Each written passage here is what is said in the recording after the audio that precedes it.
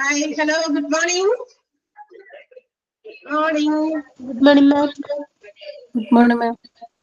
Good morning, ma'am. Good morning. Good morning, ma'am.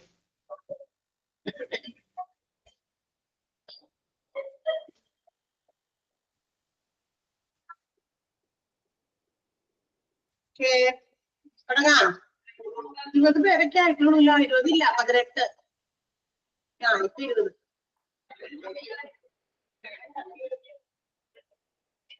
എടുത്തോ? ഒന്നാമത്തെ പരീക്ഷ എഴുതാൻ പോകുന്നുള്ളപ്പോഴേക്കും പിള്ളേരൊക്കെ ഓണം ഇതൊക്കെ സെലിബ്രേഷൻ ഒക്കെ കഴിഞ്ഞ ഇപ്പൊക്കെ മടുത്താ? ഇല്ല മാം, അടുത്തൊന്നുമില്ല. ഇല്ല, മടുത്തിട്ടില്ല. നമ്മളാ ഒരു ബിഗിനിങ്ങിൽ ഉണ്ടായ എനർജി നമുക്ക് ലാസ്റ്റ് എൻഡ് വരെ വേണം. എന്നാൽ എന്തായാലും നമ്മള് ഇറങ്ങി പഠിക്കാനായിട്ട് അല്ലെ? അപ്പൊ അത് കംപ്ലീറ്റ് ചെയ്ത് ബെസ്റ്റ് റിസൾട്ട് കൊടുക്കുക എന്നുള്ളത് നമ്മളുടെ ഒരു ഉത്തമ ബോധ്യം എപ്പോഴും നമുക്ക് ഉണ്ടായിരിക്കണം. എന്നാൽ അതൊക്കെ നല്ല രീതിയിൽ കംപ്ലീറ്റ് ചെയ്യാൻ പറ്റുള്ളൂ. അപ്പോ നമ്മള് എന്താ പറയാ, ആദ്യത്തെ എക്സാമിന്റെ ടൈം ടേബിൾ ഒക്കെ കിട്ടിയോ? കിട്ടി മാം. കിട്ടി മാം. കിട്ടി മാം, കിട്ടി. Okay okay. സ്റ്റഡി ലീവ് തുടങ്ങുന്നു. നന്നായിട്ട് നിങ്ങൾക്ക് തന്നിരിക്കുന്ന മോക്ക് ടെസ്റ്റുകളുടെ ക്വസ്റ്റ്യൻസും പിന്നെ ഏതെങ്കിലുമൊക്കെ എക്സ്ട്രാ നിങ്ങൾക്ക് നോട്ട് ചെയ്യാൻ പറയുന്ന ഭാഗങ്ങളൊക്കെ നന്നായിട്ട് പഠിക്കുക. ഓക്കെ. ഇപ്പൊ നിങ്ങൾക്ക് ശരിക്കും പറഞ്ഞാൽ ഈ എക്സാമിന്റെ സിലബസ് മാറി വന്നപ്പോ ശരിക്കും കുറച്ച് ചാപ്റ്റേഴ്സ് കുറഞ്ഞേക്കാണ് ചെയ്തേക്കണേ. ഈ ഫസ്റ്റ് ആൻഡ് സെക്കൻഡ് പേപ്പേഴ്സില് ഒന്നും രണ്ടും മൊഡ്യൂൾസിലുള്ള പേപ്പേഴ്സിലുള്ള സിലബസില് ആ ചാപ്റ്റേഴ്സിന്റെ എണ്ണം കുറയ്ക്കുകയാണ് ചെയ്തേക്കണേ. അത് അടുത്ത ചാപ്റ്റേഴ്സിലെ എണ്ണം കുറവായതുകൊണ്ട് നമ്മൾ അവിടേക്ക് അങ്ങനെ ഒരു അഡ്ജസ്റ്റ്മെന്റ് അവിടെ ചെയ്തിട്ടുണ്ട്. അപ്പൊ അതുകൊണ്ട് ചാപ്റ്ററിന്റെ എണ്ണം കുറവായി. ഇതിന് മുമ്പുള്ള ബാച്ചസിനെ അപേക്ഷിച്ച് നിങ്ങൾക്ക് ചാപ്റ്റേഴ്സിന്റെ എണ്ണം കുറവാണ്. സോ അത് നിങ്ങൾ നന്നായിട്ട് വായിച്ച് മനസ്സിലാക്കി കിട്ടിയ സമയം കുറച്ച് ദിവസം ഒരു 2-3-5 ഡേയ്സ് നിങ്ങൾക്കൊരു സ്റ്റഡി ലീവ് തന്നിട്ടുണ്ട്. അപ്പൊ അത് മാക്സിമം യൂട്ടിലൈസ് ചെയ്ത് നിങ്ങൾ പഠിച്ച് നല്ല മാർക്ക് സ്കോർ ചെയ്യാനായിട്ട് നോക്കുക കേട്ടാ. തന്നിരിക്കുന്ന മോക്ക് ടെസ്റ്റുകളൊക്കെ നന്നായിട്ട് വായിച്ചു നോക്കി പഠിച്ചു നോക്കിയൊക്കെ ടെൻഷൻ ആവണ്ട. നിങ്ങൾക്ക് 1 മണിക്കൂർ എക്സാമിന് വേണ്ടിയിട്ട് 1.5 മണിക്കൂർ ഉണ്ട്. ആ 1.5 മണിക്കൂർ നിങ്ങൾ സാവധാനം ക്വസ്റ്റ്യൻ വായിച്ച് മനസ്സിലാക്കി ആൻസർ ചെയ്യാൻ നോക്കിയാൽ മതി. നമ്മൾ പേപ്പറാളൊക്കെ ഓരോരുത്തരും തീർന്നു പോകുമ്പോ എഴുന്നേറ്റ് പോകുമ്പോ അയ്യോ എന്റെ തീർന്നില്ലല്ലോ എന്ന് ടെൻഷനൊന്നും അടിക്കില്ല. 1.5 മണിക്കൂർ അത്രയും നമുക്ക് ഒബ്ജക്റ്റീവ് ടൈപ്പ് ക്വസ്റ്റ്യൻസിനൊക്കെ നമുക്ക് അധികം വലിയ ആൻസേഴ്സ് ഒന്നും എഴുതാനില്ല. സോ ആ ഓരോ മിനിറ്റും നമ്മൾ ഓരോ ക്വസ്റ്റ്യൻ അറ്റൻഡ് ചെയ്യുമ്പോൾ ആ ക്വസ്റ്റ്യൻ പെട്ടെന്ന് നമുക്ക് വായിച്ച് ക്ലിയർ ചെയ്ത് ആൻസേഴ്സിലേക്ക് എത്താനായിട്ടൊക്കെ നോക്കുക. അങ്ങനെ നിങ്ങൾ അതിന് വേണ്ടിയിട്ടൊന്ന് ശ്രമിക്കുക. വീട്ടിൽ തന്നെ ഇരുന്നിട്ടായാലും എത്ര സമയം നമ്മൾ ഒരു ക്വസ്റ്റ്യൻ ആൻസർ ചെയ്യാനായിട്ട് എടുക്കുന്നുണ്ട്. അവനോട് തന്നെ ഓരോ സെന്റൻസ് വായിക്കുമ്പോൾ മെയിൻ പോയിന്റുകൾ ഒന്ന് അത് ക്വസ്റ്റ്യൻ രൂപത്തിലാക്കിയൊക്കെ ഒന്ന് ശ്രമിക്കുക കേട്ടാ. അല്ലാതെ വേറെ പ്രശ്നങ്ങളൊന്നും ഉണ്ടാവില്ല. നിങ്ങൾ നല്ല രീതിയിലൊക്കെ എക്സാംസ് എഴുതാനായിട്ട് ശ്രദ്ധിക്കാം. ഓക്കെ. നമുക്ക് ഈ എടുത്തിരിക്കുന്ന ഫാർമസി എന്ന് പറയുന്ന ചാപ്റ്ററിന്റെ കുറച്ച് ഭാഗം കൂടി എടുക്കാറുണ്ട് അല്ലേ? ശകലം കൂടി ഇല്ലേ? ഒരു പേജ് എന്ന് പറയുന്ന ഒരു ഭാഗം കൂടി നമുക്ക് എടുക്കാനുണ്ട്. അത്രയും എടുക്കാനുള്ളൂ. ഓക്കെ.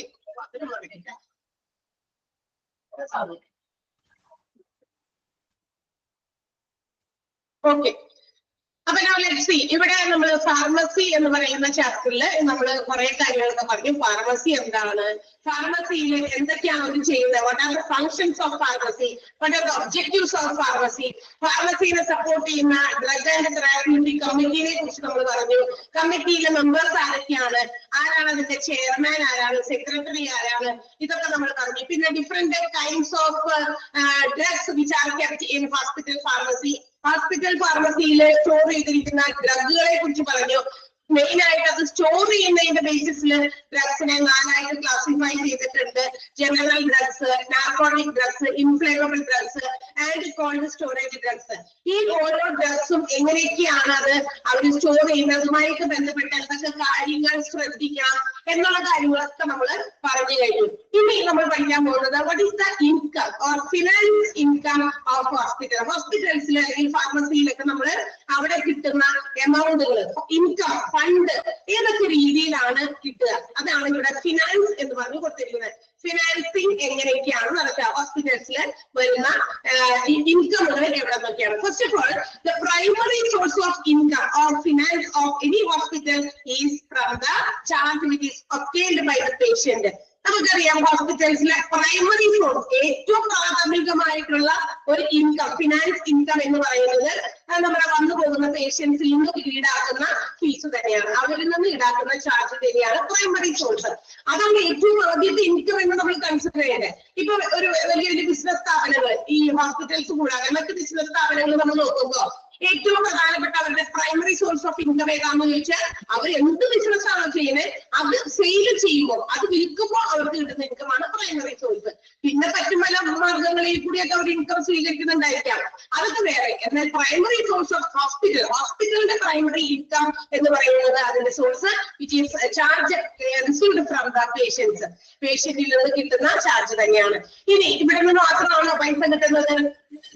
പേഷ്യൻസിൽ നിന്ന് മാത്രമായിരിക്കും ഹോസ്പിറ്റൽസിൽ എന്താ പറയാ ഫിനാൻസ് വരുന്നത്? തീർച്ചയായിട്ടുമല്ല. There may be some patients which have mediclaims. നമുക്കറിയാം പേഷ്യൻസ് പലരും അവരുടെ സ്വന്തം പൈസ ക്യാഷ് മുടക്കി എന്താ പറയാ ഹോസ്പിറ്റൽസിന്റെ സർവീസസ് കൈപ്പറ്റുന്നവരായിരിക്കാം, സേവനങ്ങൾ അനുഭവിക്കുന്നവരായിരിക്കാം. അതല്ലാതെ ചില ആളുകൾക്ക് എന്തുണ്ടാവും, മെഡിക്ലെയിം ഉണ്ടായിരിക്കും. So the fund will be received from the third party insurance കമ്പനികളായിരിക്കാം. അപ്പോൾ ഹോസ്പിറ്റലിന്റെ മറ്റൊരു സോഴ്സ് ഓഫ് ഫിനാൻസ് എന്ന് പറയുന്നത് ഇൻഷുറൻസ് കമ്പനികളാണ്. ഇൻഷുറൻസ് കമ്പനിയിൽ നിന്ന് കിട്ടുന്നത് അതുപോലെ പേഷ്യൻസിൽ നിന്ന് കിട്ടുന്നത് ഒക്കെയാണ് ഹോസ്പിറ്റലിന്റെ ഇൻകമില് പെടുന്നത്. അപ്പൊ ഹോസ്പിറ്റലിലെ ഫിനാൻസ് വരവുകൾ, സാമ്പത്തികമായ വരവുകൾ എന്ന് പറയുന്നത് ഒന്നാമത്തേത് പ്രൈമറി സോഴ്സ് എന്ന് പറയുന്നത് charge which is obtained from the patient, പേഷ്യന്റിൽ നിന്ന് കിട്ടുന്ന ചാർജ് ആണ്. രണ്ടാമത്തേത് പേഷ്യൻസിൽ നിന്ന് ചിലപ്പോൾ ഫുള്ളായിട്ട് കിട്ടും, ചിലപ്പോൾ പകുതി കിട്ടും, കുറച്ച് ഭാഗം കിട്ടുന്നത് ഇൻഷുറൻസ് കമ്പനിയുടേതായിരിക്കാം. And the third one it is also അവർക്ക് കിട്ടുന്ന ഹോസ്പിറ്റൽസിൽ കിട്ടുന്ന ഇൻകം എന്ന് പറയുന്നത് ഫ്രം റിസർച്ച് വർക്ക്, അതായത് റിസർച്ച് വർക്കിൽ നിന്ന്. അതെങ്ങനെയാണ് റിസർച്ച് വർക്ക്? അതായത് നമ്മുടെ ഹോസ്പിറ്റൽസിന്റെ pharmacy sometimes it is provided for research work. ഈ ഹോസ്പിറ്റലിന്റെ ഫാർമസി ചിലപ്പോഴൊക്കെ റിസർച്ച് വർക്കുകൾക്ക് വേണ്ടിയിട്ട് അങ്ങനെ റിസർച്ച് വർക്കുകൾ നടത്തുന്നവർക്ക് വേണ്ടിയിട്ടുള്ള സെന്റർ ആയിട്ട് ഉപയോഗിക്കുന്നുണ്ട്. അപ്പൊ ആ റിസർച്ച് വർക്കിന് വേണ്ടിയിട്ട് ചിലപ്പോൾ മറ്റു ഹോസ്പിറ്റൽസിൽ നിന്നോ മറ്റെവിടെ നിന്നെങ്കിലൊക്കെ ആളുകൾ വരുന്നു. അപ്പൊ അവിടെ റിസർച്ച് വർക്ക് നടക്കാൻ വേണ്ടിയിട്ട് അതിനുള്ള സൗകര്യങ്ങളും മറ്റ് സാധന സാമഗ്രികളും ഒക്കെ പ്രൊവൈഡ് ചെയ്യുമ്പോൾ there will be some amount of fees. അവിടെ നിന്നും ചില ഫണ്ടുകളൊക്കെ അവർക്ക് റിസീവ് ചെയ്യുന്നതായിരിക്കും. ആ റിസർച്ച് വർക്കിൽ നിന്ന് കിട്ടുന്ന ഫണ്ട് അവിടുത്തെ ഒരു പ്രൈമറി ഒരു സോഴ്സ് ഓഫ് ഫിനാൻസ് ആണ്, ഫിനാൻസ് വരുന്ന മറ്റൊരു വഴിയാണ്. പിന്നെ ഇത് എവിടെ നിന്നാണ് കിട്ടുക? ദ ഇൻവെസ്റ്റഡ് എൻഡോമെന്റ് ഫണ്ടുകൾ. ഇനി പല ആളുകളും, അതായത് നമ്മുടെ പുറം രാജ്യങ്ങളിലൊക്കെ നമ്മുടെ നാട്ടിലെ ആളുകൾ എവിടെയെങ്കിലൊക്കെ ജോലിക്കൊക്കെ പോയിരിക്കുന്ന ആളുകളിൽ നിന്ന് നമ്മുടെ പരിസരത്തുള്ള ഹോസ്പിറ്റൽസിലൊക്കെ പുതിയ പുതിയ ടെക്നോളജി ഒക്കെ കൊണ്ടുവരാൻ വേണ്ടിയിട്ട് ഫണ്ട് ആവശ്യം വരും. ഇത് ഹോസ്പിറ്റലിന്റെ ആ വരുമാനത്തിൽ നിന്ന് തന്നെ അവിടെ പുതിയ പുതിയ ടെക്നോളജീസ് ഇൻസ്റ്റാൾ ചെയ്യാനായിട്ട് ചിലപ്പോൾ അവരുടെ ഫണ്ട് അവർക്ക് അതിനുള്ളത് സഫീഷ്യന്റ് ആയിട്ട് ഉണ്ടാകണമെന്നില്ല. അപ്പൊ അവരെന്ത് ചെയ്യും, അതിന് നമുക്ക് പ്രൊവൈഡ് ചെയ്യാൻ സാധ്യതയുള്ള ആളുകളെ ചിലപ്പോൾ സമീപിക്കും. ചിലപ്പോൾ പുറം രാജ്യങ്ങളിൽ ജോലിക്ക് പോയി നിൽക്കുന്നവരാകാം, അല്ലെങ്കിൽ വലിയ വലിയ ബിസിനസ് നടത്തുന്ന വലിയ മില്ലനേഴ്സ് അല്ലെ കോടീശ്വരന്മാരോ എന്നൊക്കെ ആകാം. അപ്പൊ അവരിൽ നിന്നൊക്കെ ചിലപ്പോൾ ചില ഫണ്ടുകൾ നമ്മൾ ഇങ്ങനെ ഒരു പുതിയ ടെക്നോളജി നമ്മുടെ ഹോസ്പിറ്റൽസിൽ കൊണ്ടുവരാനായിട്ട് ആഗ്രഹിക്കുന്നുണ്ട്. സോ നിങ്ങളെ കൊണ്ട് പറ്റുന്ന രീതിയിലുള്ള ഹെൽപ്പുകളൊക്കെ ചെയ്യാം. അപ്പൊ നമ്മളെ സംബന്ധിച്ച് നമ്മുടെ നാട്ടിൽ ഒരു നല്ല വെൽ എക്വിപ്ഡ് ആയിട്ടുള്ള എല്ലാ തരത്തിലുള്ള ടെക്നോളജീസും പ്രൊവൈഡ് ചെയ്യുന്ന ഹോസ്പിറ്റൽസ് ഉണ്ടെങ്കിൽ തീർച്ചയായിട്ടും നമുക്കൊരു ബെനിഫിറ്റ് അല്ലേ, നമുക്കൊരു അഡ്വാൻറ്റേജ് അല്ലേ? കാരണം എന്താ, ഇതുപോലുള്ള വലിയ അസുഖങ്ങളൊക്കെ വരുമ്പോൾ കുറെ ദൂരെയൊക്കെ വണ്ടിയൊക്കെ വിളിച്ച് എല്ലാവർക്കും അത് അഫോർഡബിൾ അല്ല അല്ലെ, വണ്ടിയൊക്കെ വെച്ച് ദൂര സ്ഥലങ്ങളിലേക്ക് ആ പേഷ്യൻസിനൊക്കെ ഷിഫ്റ്റ് ചെയ്യാനായിട്ട് ഒരുപാട് അതിൻ്റെതായ ഡിഫിക്കൽട്ടീസ് ഉണ്ട് അല്ലെ, ബുദ്ധിമുട്ടുകളുണ്ട്. ട്രാൻസ്പോർട്ട് ചെയ്യുന്നതിനുള്ള ബുദ്ധിമുട്ടുണ്ട്, അല്ലെങ്കിൽ അത്തരം സ്ഥലങ്ങളിലേക്ക് എത്തിക്കാനായിട്ട് നമുക്ക് ആരും സഹായത്തിനില്ലാത്ത ബുദ്ധിമുട്ടുകളുണ്ട്. അങ്ങനെയൊക്കെ വരുമ്പോൾ അത്തരം ആ കാര്യങ്ങളൊക്കെ ബുദ്ധിമുട്ടുകളൊക്കെ നമ്മൾ ഫേസ് ചെയ്യേണ്ട കാര്യങ്ങൾ ഓർക്കുമ്പോൾ ഇത്തരം ടെക്നോളജീസ് അവൈലബിൾ ആയിട്ടുള്ള ഫെസിലിറ്റീസ് ഒക്കെ അവൈലബിൾ ആയിട്ടുള്ള ഒരു ഹോസ്പിറ്റൽസ് നമുക്ക് നമ്മുടെ നിയറസ്റ്റ് പ്ലേസസിൽ ഉണ്ടാകുകയാണെങ്കിൽ അതെല്ലാം ബെറ്റർ. അപ്പൊ അങ്ങനെയുള്ളവർക്ക് അങ്ങനെയുള്ള ഒരു സംരംഭങ്ങളൊക്കെ പുതിയ തുടങ്ങുമ്പോൾ some people may contribute or invest in that particular fund. അങ്ങനെയുള്ള ടെക്നോളജിയിലേക്ക് വേണ്ടിയിട്ട് പുതിയത് ഇൻസ്റ്റാൾ ചെയ്യാൻ ചിലർ വേണമെങ്കിൽ എന്ത് ചെയ്യും, സ്പോൺസർ ചെയ്യും, എൻഡോമെന്റ് ഫണ്ടുകളായിട്ട് കൊടുക്കും. So that particular fund may be utilised only for that particular purpose. എന്ത് കാര്യത്തിന് വേണ്ടിയിട്ടാണോ അത്തരം എൻഡോമെന്റ് ഫണ്ടുകൾ ആളുകളിൽ നിന്ന് സ്വീകരിച്ചത് ആ കാര്യം എന്താ പറയാ നേടിയെടുക്കാൻ വേണ്ടി മാത്രം, അല്ലെങ്കിൽ ആ ഒരു കാര്യത്തിന് വേണ്ടി മാത്രം ആ ഫണ്ട് ഉപയോഗിക്കാം. ഇപ്പൊ ഉദാഹരണം ഒരു എക്സാമ്പിൾ ഞാൻ പറയാം. ഒരു കാർഡിയോളജി വിഭാഗം, കാർഡിയോളജി ഡിപ്പാർട്ട്മെന്റ് ആണെന്ന് വിചാരിക്കാം. അവിടെ ഹാർട്ട് പ്രോബ്ലംസിന് വളരെ wide range of heart problems, CAD coronary artery disease പോലെയുള്ള wide range of problems face ചെയ്യുന്നത് ഹാർട്ടുമായിട്ട് റിലേറ്റഡ് ആണ്. അപ്പൊ ഇങ്ങനെയുള്ളവർക്ക് വേണ്ടിയിട്ട് എന്താ പറയാ, പെട്ടെന്ന് അവരെ റിലീഫ് കൊടുക്കാൻ, അവർക്ക് ആ രോഗത്തിൽ നിന്ന് വിമുക്തി കൊടുക്കാനൊക്കെ പുതിയൊരു ടെക്നോളജി ഇൻസ്റ്റാൾ ചെയ്യാനായിട്ട് ഒരു പർട്ടിക്കുലർ ഹോസ്പിറ്റൽ, നമ്മുടെ ചുറ്റുമുള്ള ഒരു ഹോസ്പിറ്റല് അവര് തീരുമാനിക്കുകയാണ്, ഡിസൈഡ് ചെയ്യണം. പക്ഷെ അതിന് ഇറ്റ് റിക്വയർ മോർ ഫണ്ട്, അതിന് കുറച്ച് കാശ് വേണം. അത് ഇൻസ്റ്റാൾ ചെയ്യണം. അത്തരം ഒരു ടെക്നോളജി ഇൻസ്റ്റാൾ ചെയ്യണമെങ്കിൽ ഇത്ര ആവശ്യത്തിന് കാശ് വേണം. പക്ഷെ അത് അവരെ കൊണ്ട് കൂട്ടിയാൽ കൂടില്ല. ഹോസ്പിറ്റൽസിന്റെ മാത്രം ഫണ്ട് ഉപയോഗിച്ച് ഇറ്റ് വിൽ നോട്ട് ബി അവരുടെ ആവശ്യത്തിന് സഫീഷ്യന്റ് ആയിട്ടുള്ള എമൗണ്ട് ആവില്ല.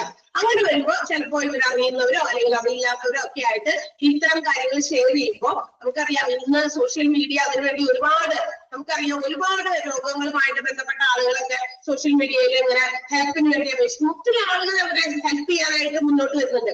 അതുപോലെ ഇങ്ങനെ ഒരു സംരംഭം നമ്മുടെ ഹോസ്പിറ്റൽസിൽ ഇൻസ്റ്റാൾ ചെയ്യാന്ന് പറയുമ്പോൾ അല്ലെങ്കിൽ അറിയുമ്പോൾ ഒരുപാട് ആളുകൾ അതിലേക്ക് സ്പോൺസർ ചെയ്യാനായിട്ട് ആഗ്രഹിക്കും. അപ്പൊ അവർ കൊടുക്കുകയും ചെയ്യും. അപ്പൊ ആ ഒരു പർട്ടിക്കുലർ കാര്യം ഇൻസ്റ്റാൾ ചെയ്യാൻ വേണ്ടിയിട്ടാണ് ആളുകൾ ഈ പൈസയും കൊടുത്തേക്കണേ. അപ്പൊ അത് എന്തിനു വേണ്ടി ഉപയോഗിക്കണം? മറ്റേതൊരു കാര്യത്തിന് വേണ്ടി. ഈ പൈസ ഇതിനൊക്കെ വേണ്ടി വാങ്ങിച്ചു, എന്നിട്ട് അത് ഉപയോഗിച്ചത് വേറെ എന്തെങ്കിലും പർപ്പസിനാണല്ലോ? പാടുണ്ടോ? ഇല്ല, അങ്ങനെ പാടില്ല. എന്ത് പർപ്പസിനാണോ അത്തരം ഇൻവെസ്റ്റ്മെന്റുകൾ സ്വീകരിക്കുന്നത്, it should be withdrawn for only that purpose. ആ ഒരു സാധനത്തിന് വേണ്ടി മാത്രം ആ എമൗണ്ട്, ആ ഫണ്ട് അവിടെ നിന്ന് പിൻവലിക്കുക. എന്നിട്ട് ആ പരിപാടി എന്താണോ ഉദ്ദേശിച്ചത് അതനുസരിച്ച് അത് നടപ്പിലാക്കുക. ആ എൻഡോമെന്റ് ഫണ്ടുകളൊക്കെ അതിന് വേണ്ടിയിട്ടാണ് ഉപയോഗിക്കുന്നത്. അപ്പൊ എൻഡോമെന്റ് ഫണ്ടുകളും പല ആളുകളും സ്പോൺസർ ചെയ്ത് കൊടുക്കാറുണ്ട്. അതും is also an income, finance income ആണ് ഹോസ്പിറ്റലിനെ സംബന്ധിച്ച്. And the last one, gifts and contributions towards general functional purpose. അതായത് നമ്മുടെ ഹോസ്പിറ്റൽസിൽ നിത്യേന ഉണ്ടാകുന്ന പല ചെലവുകളും ഉണ്ട്, എക്സ്പെൻസുകൾ നിത്യേന ഉണ്ടാകുന്ന അവരുടെ പ്രവർത്തനത്തിന് വേണ്ടി വരുന്ന ഉപയോഗിക്കേണ്ട പല ചെലവുകളും. അത്തരം എക്സ്പെൻസസ് മീറ്റ് ചെയ്യാനായിട്ട് പല ആളുകളും ഗിഫ്റ്റുകളായിട്ടും കോൺട്രിബ്യൂഷൻസ് ആയിട്ടും ഹോസ്പിറ്റൽസിന് പ്രൊവൈഡ് ചെയ്യാറുണ്ട്. സാധാരണ ജനങ്ങളോ അല്ലെങ്കിൽ പുറത്തുനിന്നുള്ളവരോ അല്ലെങ്കിൽ വലിയ വലിയ മൾട്ടി ബിസിനസ് ഒക്കെ, ഇന്റർനാഷണൽ ബിസിനസ് ഒക്കെ നടത്തുന്നവരോ പലരും ഹെൽപ്പ് ചെയ്യാറുണ്ട്. കാരണം ഒരു നല്ല ഹോസ്പിറ്റല് നമ്മുടെ പരിസരത്ത് ഉണ്ടാകേണ്ടത് നമ്മുടെ ബെനിഫിറ്റാണ്, നമ്മുടെ അഡ്വാൻറ്റേജ് ആണ്, നമുക്ക് ഗുണമാണ് അതുകൊണ്ട്. കാരണം ഈ ചില രോഗങ്ങൾക്ക് നമ്മൾ ചെയ്യുമ്പോൾ അത്തരം ഫെസിലിറ്റീസ് അവൈലബിൾ അല്ലാത്തത് കൊണ്ട് ഹോസ്പിറ്റൽസിലെ ആൾക്കാർ പറയും, ഡോക്ടേഴ്സ് പറയുകയോ ഇങ്ങനെ ഒരു ഫെസിലിറ്റി ഇവിടെ ഇല്ല, അതുകൊണ്ട് ഷിഫ്റ്റ് ഹോസ്പിറ്റൽ ഇന്ന ഹോസ്പിറ്റലിലേക്ക് കൊണ്ടുപോകും, അവിടെയാണ് അതിന് പറ്റിയ സൗകര്യങ്ങളുള്ള, ഇവിടെ ആ സൗകര്യമില്ല. അത് വളരെ ബുദ്ധിമുട്ടേറിയ കാര്യമാണ്. കാരണം നമ്മൾ അത്രയും ക്രിട്ടിക്കൽ എമർജൻസി സിറ്റുവേഷനിലാണ് ഒരു പേഷ്യന്റിനെ നമ്മൾ വലിയ പ്രതീക്ഷയോടെ ഒരു ഹോസ്പിറ്റലിന്റെ വാതിൽക്കലേക്ക് കൊണ്ടുചെല്ലുന്നത്. അപ്പൊ അവിടെ വാതിൽക്കൽ എത്തുമ്പോഴോ അല്ലെങ്കിൽ അവരെ അറ്റൻഡ് ചെയ്യുമ്പോഴോ എമർജൻസി ഡിപ്പാർട്ട്മെന്റിൽ എത്തുമ്പോഴായിരിക്കും ചിലപ്പോൾ നമ്മൾ അറിയുക അല്ലെങ്കിൽ അവർ നമ്മളെ ഇൻഫോം ചെയ്യുക. ഇതിന് വേണ്ടിയുള്ള ഫെസിലിറ്റി ഈ ഹോസ്പിറ്റലിൽ അവൈലബിൾ അല്ല. അപ്പൊ തന്നെ നമ്മുടെ ബാക്കിയുള്ള ഉണ്ടായിരുന്ന എനർജിയോ സ്ട്രെങ്തോ പറയുക അപ്പൊ തന്നെ ഇല്ലാണ്ടായി പോകും. ഇല്ലേ?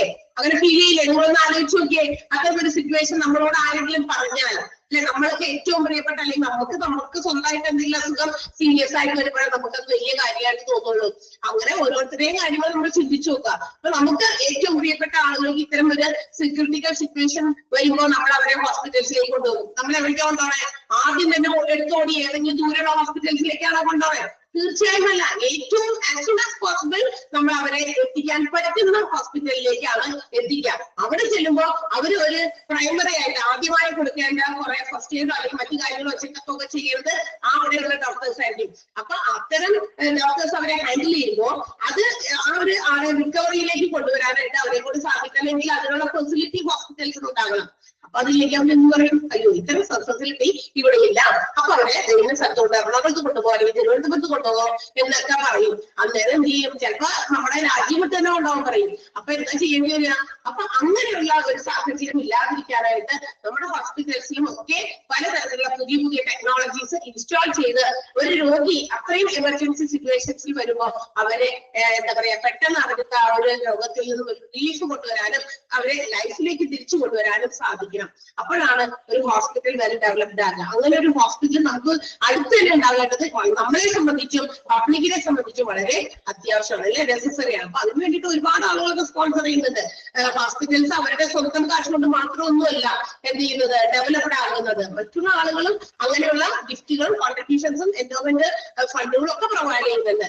ആഫ്റ്റർ ഓൾ പ്രൈമറി സോഴ്സ് എന്ന് പറയുന്നത് പേഷ്യന്റിൽ നിന്ന് ചാർജ് ചെയ്യുന്നത് തന്നെയാണ്. But there may not be enough for their attachment. എന്നാൽ ഈ കിട്ടുന്ന പേഷ്യൻസിൽ നിന്ന് കിട്ടുന്ന വരുമാനം മാത്രം ഒരു ഹോസ്പിറ്റലിനെ അതിന്റെ ഏറ്റവും പൂർണ്ണതയിലേക്ക് എത്തിക്കാനൊന്നും സാധിക്കില്ല. അപ്പൊ ഇങ്ങനെയുള്ള സഹായങ്ങളും ഒക്കെ കിട്ടുന്നുണ്ട്. അപ്പൊ ഈ സോഴ്സ് ഏതൊക്കെയാണെന്ന് ഓർത്തിരിക്കുക.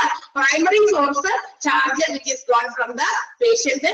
പിന്നെ second one charge fully got from the patient may be and partly paid by the company, insurance company അല്ലെങ്കിൽ തേർഡ് പാർട്ടിയിൽ നിന്ന് കിട്ടുന്നതായിരിക്കാം മറ്റൊരു സോഴ്സ് ഓഫ് ഇൻകം. പിന്നെ റിസർച്ച് വർക്കിൽ നിന്ന് കിട്ടുന്ന ഇൻകം, പിന്നെ ഇൻവെസ്റ്റഡ് എൻഡോമെന്റ് ഫണ്ടുകളിൽ നിന്ന് കിട്ടുന്ന income, and last one gift and contributions for functional expenses. അതിന്റെ ഓരോ പ്രവർത്തനങ്ങൾക്ക് വേണ്ടി ഉപയോഗിക്കുന്ന എന്താ പറയാ എക്സ്പെൻസസ് മീറ്റ് ചെയ്യാൻ വേണ്ടി ആളുകൾ കൊടുക്കുന്ന ഗിഫ്റ്റുകളും കോൺട്രിബ്യൂഷൻസ്. ക്ലിയർ ആയോ? എന്താണ് ഫിനാൻസ് സോഴ്സ് എന്ന് മനസ്സിലായോ ഹോസ്പിറ്റൽസിന്റെ? ക്ലിയർ ആണോ? മനസ്സിലായോ? ഓ ആരും ഇല്ലല്ലോ, പോയല്ല അവർക്ക് ഞാൻ. ഓക്കെ, അപ്പൊ ക്ലിയർ ആയി. നൗ നമുക്ക് നോക്കാം. അപ്പൊ ഇത്രയൊക്കെ കാര്യങ്ങളൊക്കെ നമ്മൾ പഠിച്ചു. അപ്പൊ ഒരു ഫാർമസി എന്താണ്, ഫാർമസിയുടെ പ്രവർത്തനങ്ങൾ എന്താണ്, ഫാർമസിക്ക് കൂട്ടായിട്ട് ഡ്രഗ് ആൻഡ് തെറാപ്യൂട്ടിക് കമ്മിറ്റി അതിന്റെ മരുന്ന് സംബന്ധമായിട്ടുള്ള കാര്യങ്ങളൊക്കെ തീരുമാനങ്ങളൊക്കെ എടുക്കുന്നതിന് വേണ്ടിയിട്ടൊക്കെ എന്താ പറയാ ഒരു കമ്മിറ്റി ഉണ്ട്. അവരെ കുറിച്ച് നമ്മൾ പഠിച്ചു. ഹോസ്പിറ്റലിലെ ഫാർമസിയിലെ ഡ്രഗ്സ് സ്റ്റോർ ചെയ്യുന്നതുമായി ബന്ധപ്പെട്ടുള്ള കാര്യങ്ങൾ പഠിച്ചു. ഫാർമസിയിൽ എവിടെ നിന്നൊക്കെയാണ് ഹോസ്പിറ്റലിൽ ഒരു ഫിനാൻസ് ഇൻകം കിട്ടുന്നത് എന്ന് പഠിച്ചു. ഇനി ഇതൊക്കെ ഹോസ്പിറ്റൽസിന്റെ ബെനിഫിറ്റ് ആയിട്ടുള്ള കാര്യങ്ങളാണ് നമ്മൾ പഠിച്ചത്. But there are some problems which are faced by hospital pharmacy. ഇത്രയൊക്കെ അഡ്വാൻറ്റേജസും അല്ലെങ്കിൽ ഇത്രയൊക്കെ പ്രവർത്തനങ്ങളൊക്കെ ഹോസ്പിറ്റൽ ഫാർമസി ചെയ്യുന്നുണ്ടെങ്കിലും അവർ ഫേസ് ചെയ്യുന്ന കുറച്ച് പ്രധാനപ്പെട്ട എന്താ പറയാ പ്രോബ്ലംസ്, ഡിഫിക്കൽട്ടീസ് ഇവിടെ പറയുന്നുണ്ട്. എന്തൊക്കെയാണ് നമുക്ക് നോക്കാം. ഒന്ന് പിൽഫറേജ്, രണ്ട് outdated drugs, then carrying cost, destruction by insects or rats, expiry drugs and shortage cost. ഇങ്ങനെയുള്ള പ്രധാനപ്പെട്ട ചില പ്രോബ്ലംസ് ആണ് ഹോസ്പിറ്റലിന്റെ ഫാർമസി ഫേസ് ചെയ്യുന്നത്. എന്താണ് പിൽഫറേജ്? That means pilferage എന്ന് പറഞ്ഞാൽ തെറ്റ്. അതായത് ഈ ഹോസ്പിറ്റലിലെ ഫാർമസിയിൽ ഇഷ്ടംപോലെ മരുന്നുകൾ ഇങ്ങനെ കൊണ്ടുവന്ന് സ്റ്റോർ ചെയ്യുന്നുണ്ട്. അതിൽ നിന്നൊക്കെ ആരെങ്കിലും ഒക്കെ വഴിയായിട്ടൊക്കെ എടുത്തുകൊണ്ട് പോകാം, ആരും അറിയാതൊക്കെ എടുത്തുകൊണ്ട് പോകുന്നത് തന്നെയാണ് നമ്മുടെ തെറ്റ് കുറിച്ച്. അതിന്റെ മറ്റൊരു സിനോണിമാണ് പിൽഫറേജ്. അപ്പൊ തെറ്റ് മൂലം ആരെങ്കിലുമൊക്കെ അത് ദുരുപയോഗം ചെയ്യാനോ അല്ലെങ്കിൽ മറ്റെന്തെങ്കിലും പർപ്പസിന് വേണ്ടിയിട്ട് അറിയാതെ എടുത്തുകൊണ്ട് പോകാം. അത് ഹോസ്പിറ്റലിന്റെ ഫാർമസിയെ സംബന്ധിച്ചൊരു പ്രശ്നം തന്നെയാണ്. എത്ര തന്നെ അവർ കൺട്രോൾ ചെയ്യാൻ ശ്രമിച്ചാലും ചിലപ്പോഴൊക്കെ ഇത് അവരുടെ കയ്യിൽ നിന്നും വിട്ടുപോകും. എന്ന് വെച്ചാൽ അവര് അറിയാൻ തന്നെ ആരെങ്കിലും ഒക്കെ അത് എടുത്തുകൊണ്ട് പോകാൻ സാധ്യതയുണ്ട്. അത് അവരുടെ ഒരു പ്രോബ്ലമാണ്. ഔട്ട്ഡേറ്റഡ് ഡ്രഗ്സ് നമ്മൾ നേരത്തെ പറഞ്ഞു. കുറെ മെഡിസിൻസ് ഒക്കെ നമ്മൾ കൊണ്ടുവന്ന് സ്റ്റോർ ചെയ്തു, കുറെ കഴിയുമ്പോഴായിരിക്കും ചിലപ്പോൾ അറിയുന്നത് ഇന്ന മരുന്ന് നമുക്കിനി നിലവിൽ യൂസ് ചെയ്യാൻ പാടില്ല, അത് ഔട്ട്ഡേറ്റഡ് ആണ്, പഴഞ്ചനാണ്. അത് അതിന് പകരം നമ്മൾ പുതിയ വെർഷനിൽ പുതിയ മെഡിസിൻസ് കൊണ്ടുവന്നിട്ടുണ്ട് ആ പർട്ടിക്കുലർ ഡിസീസസിന്. അങ്ങനെ വരുമ്പോ ആ മാറ്റിട്ട് മരുന്ന് മുഴുവനും മാറ്റേണ്ടി വരും, അല്ലെ? ഡിസ്പോസ് ചെയ്യണം. Because cannot be used further. അത് ഇനി അത് ഉപയോഗിക്കാൻ പറ്റില്ല. കാരണം അത് ലിസ്റ്റിൽ നിന്ന് ഡ്രഗ് ഫോർമുലറിയിൽ നിന്നും എടുത്തു മാറ്റി അത് റിമൂവ് ചെയ്യണം. നമ്മൾ നിലവിൽ ഉപയോഗിക്കേണ്ടാത്ത മരുന്നുകൾ ഏതെങ്കിലും പേരിൽ അറിയപ്പെടുന്ന മരുന്നുകൾ അങ്ങനത്തെ ഉണ്ടെങ്കിൽ it should be removed from the hospital formulary. ഹോസ്പിറ്റലിന്റെ ഡ്രഗ് ലിസ്റ്റിൽ മാറ്റണം. ഡ്രഗ് ലിസ്റ്റിൽ മാറ്റി കഴിഞ്ഞാൽ പിന്നെ അത് ഹോസ്പിറ്റലിന്റെ ഫാർമസിയുടെ റാക്സിൽ സൂക്ഷിക്കേണ്ട ആവശ്യമില്ല, അവിടെ നിന്നും എടുത്ത് മാറ്റണം. അത് വലിച്ചെടുത്തുകൊണ്ടേക്കാളല്ല, ഡിസ്പോസ് ചെയ്യേണ്ടത് എങ്ങനെയാണോ ഹോസ്പിറ്റലിന്റെ റൂൾസ് അനുസരിച്ച് മാത്രം അത് ഡിസ്പോസ് ചെയ്യണം. അങ്ങനെ മാറ്റിയാൽ അത് അങ്ങനെ outdated drugs hospital pharmacy face ചെയ്യുന്ന മറ്റൊരു പ്രോബ്ലമാണ് ക്യാരിയിങ് കോസ്റ്റ്. ഇനി ഈ ഹോസ്പിറ്റലിന്റെ ഫാർമസിയിലേക്ക് ഇതൊക്കെ ഒരു സ്ഥലത്ത് നിന്ന് മറ്റൊരു സ്ഥലത്തേക്ക് ഷിഫ്റ്റ് ചെയ്യുമ്പോൾ അതിന് വേണ്ടി വരുന്ന ചില ചാർജസ് ഉണ്ട്. എല്ലാ മരുന്നുകളല്ല, എന്നാൽ ചില മരുന്നുകളൊക്കെ ക്യാരി ചെയ്യാനുണ്ടാകുന്ന കോസ്റ്റുകൾ, അതും ഹോസ്പിറ്റൽ ഫാർമസി എന്ത് ചെയ്യുന്നു, ഫേസ് ചെയ്യുന്ന മറ്റൊരു പ്രോബ്ലമാണ്.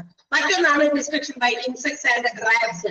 ഈ ചെറിയ ചെറിയ കീടങ്ങളോ അല്ലെങ്കിൽ റാറ്റ്സോ ഒക്കെ ഈ ഫാർമസിക്കകത്ത് ഇങ്ങനെ കുറെ സാധനങ്ങൾ അടുക്കിയൊക്കെ വെച്ചിരിക്കുകയാണല്ലോ. ഇതിന്റെ ഇടയിലൊക്കെ ഇത്തരം ഇൻസെക്റ്റുകളൊക്കെ കൂട്ടുകൂട്ടാനും റാറ്റുകളൊക്കെ വന്നു പോകാനും ഒക്കെ സാധ്യതയുണ്ട്. ഇതുങ്ങളൊക്കെ വന്ന് നശിപ്പിക്കാനും സാധ്യതയുണ്ട്. അതും ഇത് ഫേസ് ചെയ്യുന്ന മറ്റൊരു പ്രോബ്ലമാണ്.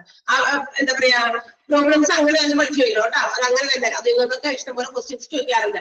ദെൻ എക്സ്പയറി ഡ്രഗ്സ്, ഡേറ്റ് കഴിഞ്ഞ ഡ്രഗ്സ്, അങ്ങനെയുള്ളതും നമ്മൾ ഹോസ്പിറ്റൽ ഫാർമസി എക്സ്പയറി തീർന്നു പോകും. അവർ പ്രതീക്ഷിച്ചു 1000 യൂണിറ്റ് ഓർഡർ ചെയ്തു, 1000 യൂണിറ്റ് അവിടെ കൊണ്ടുവന്ന് വെച്ചു.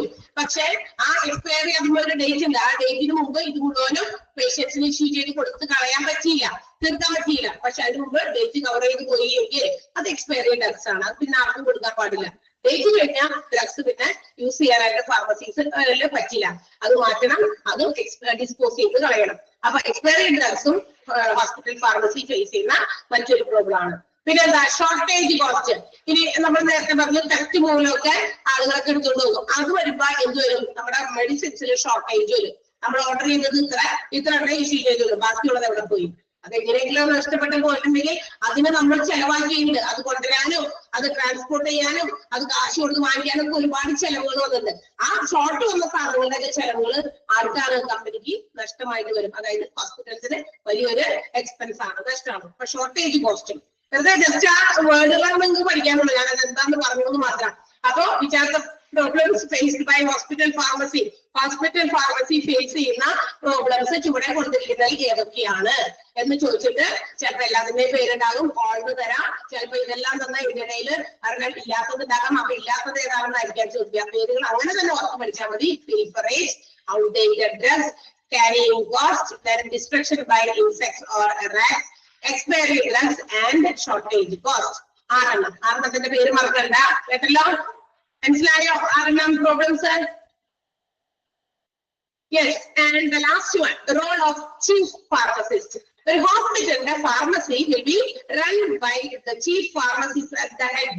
Head-ല് നമുക്കറിയാം ഹോസ്പിറ്റലിന്റെ ഫാർമസിയിലുള്ള ഫാർമസിസ്റ്റുകളുടെ ഒരു ഹൈറാർക്കി, അവരുടെ ഒരു അധികാര ശ്രേണി നമ്മൾ പഠിച്ചിരുന്ന ഒരു ചാർട്ട് പോലെ ഏതാണല്ലോ. അത് ഏറ്റവും ടോപ്പ് മോസ്റ്റിൽ നിൽക്കുന്നതാണ് ഡയറക്ടർ. ദാറ്റ് മേ ബി ആ ഒരു director superintendent of pharmaceutical services അല്ലെങ്കിൽ ചീഫ് ഫാർമസിസ്റ്റ് ആയിരിക്കും. ഫാർമസിയുടെ എല്ലാ തരത്തിലുള്ള മേൽനോട്ടവും വഹിക്കേണ്ട ആളാണ്. എല്ലാവരും ഒന്ന് കൺട്രോൾ ചെയ്ത് ലെവലിൽ ഇതൊക്കെ കൊണ്ടുപോകേണ്ട ആളാണ് എന്ത്, ഹോസ്പിറ്റലിലെ ചീഫ് ഫാർമസിസ്റ്റ് എന്ന് പറയുന്നത്. അതിന്റെ സൗണ്ട് കുറവാണ്. എന്റെ മാക്സിമം എത്ര പോണേ സൗണ്ട് കുറവാണോ? ഇത്ര സൗണ്ടില്ല ഞാൻ ഇത്ര പറഞ്ഞുകൊണ്ടിരുന്നേ.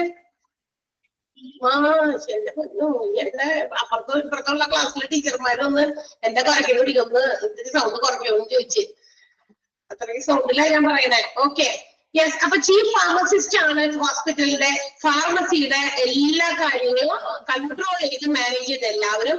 നമുക്കറിയാം ഏതൊരു എന്താ പറയാ ഏത് ബിസിനസ് ഓർഗനൈസേഷനോ അല്ലെങ്കിൽ ഏതൊരു ഗ്രൂപ്പ് ഒരു കമ്മ്യൂണിറ്റി ഒക്കെ ഉണ്ടെങ്കിൽ എല്ലാത്തിനെയും കൺട്രോൾ ചെയ്ത് നിയന്ത്രിച്ച് കൊണ്ടുപോകാൻ അവിടെ ഒരുപാട് അംഗങ്ങളൊക്കെ ഉണ്ടെങ്കിൽ അതിനെയൊക്കെ മേൽനോട്ടം വെച്ച് കൊണ്ടുപോകാൻ ഒരാളുണ്ടായിരിക്കും അല്ലെ. അപ്പൊ ഫാർമസിയുടെ ചീഫ് ഫാർമസിസ്റ്റ് ആണ്.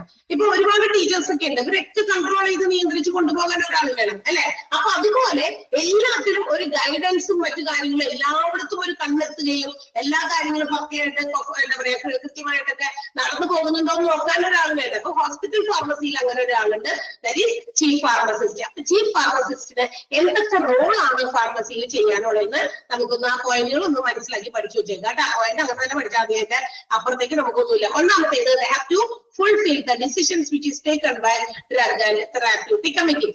ചീഫ് ഫാർമസിസ്റ്റിന്റെ ഉത്തരവാദിത്തമാണ് ഡ്രഗ് ആൻഡ് തെറാപ്യൂട്ടിക് കമ്മിറ്റി എടുക്കുന്ന തീരുമാനങ്ങളൊക്കെ നടപ്പിലാക്കാൻ പറ്റുന്നുണ്ടോ, അവരുടെ ഫാർമസിയെ സംബന്ധിക്കുന്ന ചില തീരുമാനങ്ങൾ ഡ്രഗ് ആൻഡ് തെറാപ്യൂട്ടിക് കമ്മിറ്റി എടുക്കുന്നുണ്ടെങ്കിൽ ഇറ്റ് ഷുഡ് ബി ഫുൾഫിൽഡ്. അത് ഫുൾഫിൽ ചെയ്യണം. അത് ഫുൾഫിൽ ചെയ്യുന്നുണ്ടോ എന്ന് വിലയിരുത്തണം ആയിരുന്നു നമ്മുടെ ചീഫ് ഫാർമസിസ്റ്റ്.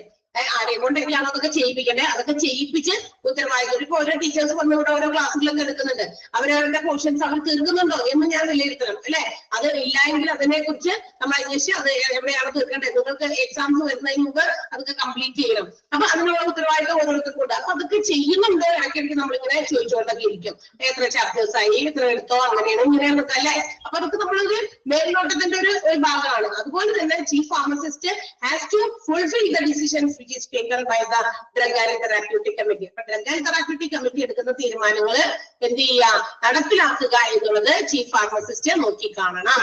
പിന്നെ dispensing of drugs, pharmaceuticals and chemicals to separate areas. ഓരോ ഏരിയയിലും നമ്മൾ പറഞ്ഞു ഓരോ ഡ്രഗ്സും കീപ്പ് ചെയ്യേണ്ടത് സ്റ്റോർ ചെയ്യേണ്ടത് ഓരോ പ്രത്യേക വിഭാഗങ്ങളിലാണ്. അപ്പൊ ഡ്രഗ്സും അല്ലെങ്കിൽ ഡ്രഗ്സ് അല്ലാത്ത മറ്റേതെങ്കിലും തരത്തിലുള്ള ഉപകരണങ്ങളും അതുപോലെ കെമിക്കൽസ് ഒക്കെ ഓരോ സെപ്പറേറ്റ് ഏരിയയിലേക്ക് എന്താ പറയാ കറക്റ്റ് ആയിട്ട് സ്റ്റോർ ചെയ്യാനൊക്കെ ഡിസ്പെൻസ് ചെയ്യാനൊക്കെ വെക്കേണ്ടത് അതൊക്കെ ശരി തന്നെയാണോ, ശരിയാക്കി വെക്കുന്നുണ്ടോ, അതും അവർ നോക്കി കാണണം. തോന്നിയ പോലെ വലിച്ചു വാരി എല്ലാം കൂടി മിക്സ് ചെയ്ത് വാരി കൂട്ടിയിട്ടേക്കാണോ അല്ലാന്നൊക്കെ ഉറപ്പുവരുത്തണം. ഓക്കെ, അപ്പൊ അതൊക്കെ കൃത്യമായിട്ട് അറേഞ്ച് ചെയ്ത് വെക്കേണ്ട ഒരു ഉത്തരവാദിത്തം. അറേഞ്ച് ചെയ്ത് വെക്കേണ്ട, വെച്ചിട്ടുണ്ടോ എന്നൊക്കെ നോക്കി കാണുക. Maintenance of accepted stock of emergency drugs and narcotics. Narcotic വിഭാഗം, മയക്കുമരുന്നുകളും അതുപോലെ തന്നെ എമർജൻസി മരുന്നുകളും ഒക്കെ ഉണ്ടെങ്കിൽ അതൊക്കെ കൃത്യമായിട്ട് ആക്സെപ്റ്റ് ചെയ്ത് അതിന്റെയൊക്കെ സ്റ്റോക്കുകളൊക്കെ കൃത്യമായിട്ട് ഉണ്ടോ. കാരണം ഇതൊക്കെ പെട്ടെന്നാണ് അത്യാവശ്യം വരിക. ആ പെട്ടെന്ന് അത്യാവശ്യം വരുന്ന സമയത്തല്ല ഓർഡർ കൊടുത്ത് വാങ്ങിച്ചുകൊണ്ട് വരണ്ടേ. ഇതൊക്കെ ആവശ്യത്തിനുണ്ടോ എന്ന് നേരത്തെ തന്നെ ഉറപ്പുവരുത്തണം. മനസ്സിലായോ? ചീഫ് ഫാർമസിസ്റ്റ് നോക്കിക്കൊള്ളണം ഇടയ്ക്കിടയ്ക്ക്. കാര്യം ശരി, മറ്റു ഫാർമസിസ്റ്റുകൾ ഇതെല്ലാം മെയിൻറ്റെയിൻ ചെയ്യുന്നുണ്ട്, പക്ഷേ അവർ എൻഷുർ ചെയ്യണം. ചീഫ് ഫാർമസിസ്റ്റ് അത് ഓക്കെ ആണോ എന്ന് കൂടി അവരും കൂടി കൺഫേം ചെയ്യണം. അത് അവരുടെ റെസ്പോൺസിബിലിറ്റി ആണ്. ഡിസ്പെൻസിങ്, ഇനി നാർക്കോട്ടിക് ഡ്രഗ്സും അതുപോലെ തന്നെ അതൊക്കെ എടുത്തു കൊടുക്കുമ്പോൾ എത്ര യൂണിറ്റ് എടുത്തു കൊടുത്തു, ഇനി ബാക്കി എത്രയുണ്ട്, അതിന്റെ കണക്കൊക്കെ കൃത്യമാക്കണം. കാരണം നാർക്കോട്ടിക്സ് ആണ്, അത് മിസ്യൂസ് ചെയ്യപ്പെടാൻ സാധ്യതയുള്ള ഡ്രഗ്സ് ആണ്. അതുകൊണ്ട് അത് മിസ്യൂസ് ചെയ്യപ്പെടുന്നില്ല എന്നും അപ്പൊ അതിന്റെയൊക്കെ കണക്ക് കൃത്യമായിട്ടൊക്കെ റെക്കോർഡ് ചെയ്ത് നോക്കണം. റെക്കോർഡ് ചെയ്ത് വെച്ചിട്ടുണ്ടാവും അവര്, അത് നമ്മളൊന്ന് എടുത്തു നോക്കണം. ചീഫ് ഫാർമസിസ്റ്റിന്റെ ഡ്യൂട്ടിയാണ്. ഓക്കെ, ആന്റിഡോട്സ് മീൻസ് ആന്റിബയോട്ടിക്സുമായിട്ടൊക്കെ റിലേറ്റഡ് ആയിട്ടുള്ള ഡ്രഗ്സ് ഒക്കെ ഉണ്ടല്ലോ, എല്ലാ മരുന്നുകളും, എല്ലാ തരത്തിലുള്ള മരുന്നുകളും, അതാണ് ഉദ്ദേശിച്ചേക്കുന്നത്. ഓക്കെ, പിന്നെ ഡെസിഗ്നേഷൻ, ഓരോ മരുന്നുകളും ഓരോ ഫ്ലൂയിഡുകളും ഒക്കെ എവിടേക്കാണ് വെക്കേണ്ടത്, അതിന്റെ ആ വേരിയസ് പ്ലേസസ്. ഫ്ലൂയിഡുകളൊക്കെ വളരെ കൃത്യമായിട്ട് ഹാൻഡിൽ ചെയ്യേണ്ടതാണ്. അതും ഇതുപോലെ തന്നെ സ്പിൽ ആവാനൊക്കെയുള്ള സാധ്യതകളുണ്ട്, അത് തട്ടി മറിഞ്ഞൊക്കെ. അപ്പൊ അതൊക്കെ കൃത്യമായിട്ട് അതിനൊരു പ്രത്യേക ഡെസിഗ്നേഷൻ, ഒരു പ്രത്യേക സ്ഥലം, പ്രോപ്പർ ആയിട്ടുള്ള സ്ഥലം പ്രൊവൈഡ് ചെയ്ത് അതൊക്കെ അവിടെ തന്നെയാണെന്ന് ഉറപ്പുവരുത്തുക. സ്ക്രൂട്ടറി ഓഫ് ഡ്രഗ്സ്, ഓരോ യൂസിന് കഴിയുമ്പോഴും ഡ്രഗ്സ് ഒക്കെ എത്രത്തോളം ബാക്കിയുണ്ട് ഒന്ന് സ്ക്രൂട്ടനൈസ് ചെയ്യുക, ഒന്ന് നോക്കുക, സൂപ്പർവൈസ് ചെയ്യുക. സ്ക്രൂട്ടനൈസ് എന്ന് പറഞ്ഞാൽ നോക്കി പരിശോധിച്ച് മനസ്സിലാക്കുക എത്രത്തോളം യൂണിറ്റുകൾ ഓരോ ഡ്രഗ്സും വിറ്റ് എന്താ പറയാ ആളുകൾക്ക് ഡിസ്പെൻസ് ചെയ്ത് കൊടുത്തു കഴിഞ്ഞു, ഇനി ബാക്കി എന്തുണ്ട്, എങ്ങനെയൊക്കെയാണ്, അത്തരം കാര്യങ്ങൾ ഓരോ യൂസിന്റെ ശേഷവും ഡ്രഗ്സിനെ കുറിച്ചിട്ടുള്ള ഒരു വിലയിരുത്തലുകൾ നടത്തുക എന്നുള്ളതും ചീഫ് ഫാർമസിസ്റ്റ് ചെയ്യേണ്ടതാണ്. Proper preparation of intent, issue of receipt voucher, അതൊക്കെ അതായത് ഹോസ്പിറ്റൽസിൽ മരുന്നുകൾ എന്തൊക്കെയാണ് വേണ്ടതെന്ന് വെച്ചാൽ അതിന് വേണ്ടിയിട്ടുള്ള റിക്വസിഷൻ പ്രിപ്പയർ ചെയ്യുക. ഇത്ര ഇന്ന മരുന്നുകൾ വേണം, അത് ഇത്ര ക്വാണ്ടിറ്റി വേണം, അതിനുള്ള ഇന്റന്റ് തയ്യാറാക്കുക. ഇനി മാത്രമല്ല അത് കിട്ടിക്കഴിയുമ്പോൾ വാങ്ങിച്ചു നമ്മുടെ ഹോസ്പിറ്റൽസിലേക്ക് മരുന്നുകൾ വന്നു കഴിയുമ്പോൾ അതിന്റെ റെസിപ്റ്റ് വൗച്ചർ വാങ്ങിച്ച് അത് ഒത്തുനോക്കുക, അതൊക്കെ ഇവർ ചെയ്യേണ്ടതാണ്. ഇൻവെന്ററി കൺട്രോൾ, സ്റ്റോക്ക് കൺട്രോൾ ചെയ്യാം. സ്റ്റോക്ക് അമിതമാകാൻ പാടില്ല, തീരെ കുറഞ്ഞു പോകാനും പറ്റില്ല. അപ്പൊ ആ ഒരു ലെവല് കൺട്രോൾ ചെയ്ത് മാനേജ് ചെയ്ത് കൊണ്ടുപോകേണ്ടത് ചീഫ് ഫാർമസിസ്റ്റ് തന്നെയാണ്. Maintenance of stores ledger and records, ഓരോ സ്റ്റോക്കുകളുടെ മരുന്നുകളുടെ സ്റ്റോക്കുകളും അതിന്റെ ലെഡ്ജർ അക്കൗണ്ടുകളും അതുപോലെ തന്നെ റെക്കോർഡുകളും എല്ലാം തന്നെ പ്രത്യേകം മെയിൻറ്റെയിൻ ചെയ്ത് കീപ്പ് ചെയ്ത് കൊണ്ടുപോകുക. എല്ലാ റെക്കോർഡുകളും എല്ലാ തരത്തിലും ഫാർമസിയിൽ പെട്ടതായിട്ടുള്ള റെക്കോർഡുകൾ ഇടയ്ക്കിടയ്ക്ക് ചെക്ക് ചെയ്യാം, അതൊക്കെ പ്രോപ്പർ ആയിട്ട് എല്ലാവർക്കും എഴുതുന്നുണ്ടോ, സ്റ്റോക്കിനെ കുറിച്ചുള്ള ഡീറ്റെയിൽസ് ഒക്കെ കൃത്യമായിട്ട് എഴുതുന്നുണ്ടോ എന്നൊക്കെ നോക്കി വിലയിരുത്തുക.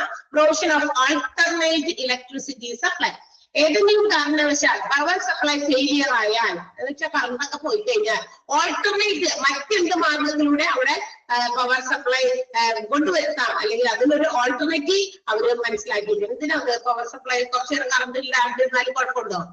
കറണ്ട് പോയാലും ഇപ്പൊ എന്താ കുഴപ്പം? എന്തെങ്കിലും പ്രശ്നമുണ്ടോ? കോൾഡ് സ്റ്റോറേജ് ഡ്രഗ്സ് ഒക്കെ ഉണ്ടല്ലോ അല്ലെ, കോൾഡ് സ്റ്റോറേജ് ഡ്രഗ്സ് ഉണ്ട്. അതായത് ഇത്ര ടെമ്പറേച്ചർ, ഇത്ര ഡിഗ്രി സെൽഷ്യസിൽ മാത്രം സൂക്ഷിക്കേണ്ട ചില സെറംസ്, വിറ്റാമിൻസ് അല്ലെ, വാക്സിൻസ് ഒക്കെ ഉണ്ട്. അപ്പൊ അതിനൊക്കെ അത്രയും ആവശ്യത്തിന് ആ ഒരു ടെമ്പറേച്ചറിൽ മാത്രമേ വെക്കാൻ പറ്റുള്ളൂ, സ്റ്റോർ ചെയ്യാൻ. അപ്പൊ പവർ ഫെയിലിയർ വന്നു കഴിഞ്ഞാൽ അത്തരം മെഡിസിൻസ് ഒക്കെ എന്ത് ചെയ്യും?